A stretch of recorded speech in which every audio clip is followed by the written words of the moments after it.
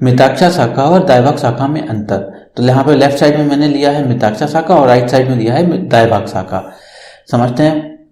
देखिए पहला पॉइंट है, मिताक्षा शाखा एक परंपरागत शाखा था, जो मतलब परंपरागत शाखा चला रहे थे, ट्रेडिशनल चली जा रही थी, उसी को हमने बोला है कि मिताक्षा शाखा है।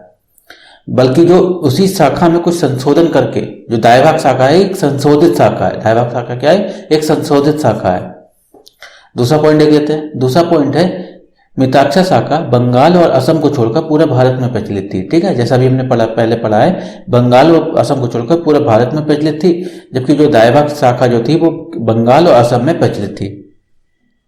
तीसरा पॉइंट देख लेते हैं। तीसरा पॉइंट है, मिताक्षा शाखा एक प्रकार का टीका है। क्या है? एक प्रकार का टीका है, कॉमेंट्री है।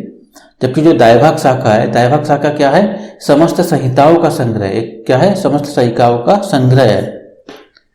चौथा पॉइंट देख लेते हैं। चौथा पॉइंट है, कट्टरपंथी शाखा है। जो मिताक्षा शाखा है वो कैसी शाखा है? एक कट्टरपंथी शाखा है, जबकि दैवक शाखा जो है वो संशोधित शाखा है।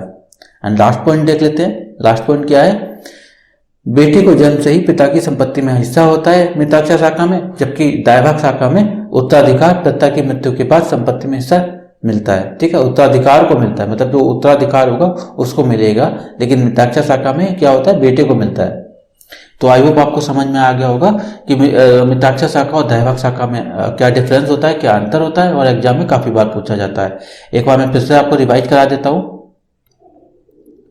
देखिए सबसे पहले समझ लेते हैं कि ये शाखा मतलब हिंदू विधि की शाखा का क्या मतलब है। देखिए कोई भी शाखा नहीं होती, कोई भी ब्रांच नहीं है। शाखा का मतलब यहाँ पर विचारधारा से है, थिंकिंग से है। मतलब कुछ लोग ऐसे थे जो एक विचारधारा को फॉलो करते थे, कुछ दूसरे लोग थे जो दूसरी विचारधारा को फॉलो करते थे। इस प्रकार से वो शाखा बट गई हिंदू विधि की। ठीक है, तो हिंदू विधि की कितनी शाखाएं हैं? 2 शाखाएं हैं, मिताक्षा शाखा और दैवक शाखा। हमने दोनों को समझ लिया। मिताक्षा शाखा क्या है? एक प्रकार का याज्ञवल्क्य की स्मृतियों पर रचित आधारित टीका है। ठीक है, और ये बंगाल और असम को छोड़कर पूरे भारत में थी। जबकि जो दैवक शाखा है वो जिमुत वाहन द्वारा रचित समस्त संहिताओं का संग्रह है, एंड बंगाल और असम में ही प्रचलित थी। एंड इस पर डिफरेंस भी हमने देख लिया। तो ये काफ़ी इंपॉर्टेंट है, एग्जाम में काफ़ी बार पूछा जाता है। एंड अगर आपको इसका PDF चाहिए तो हमारा टेलीग्राम चैनल ज्वाइन कर सकते हैं, लिंक आपको डिस्क्रिप्शन बॉक्स में मिल जाएगा। Thanks for watching.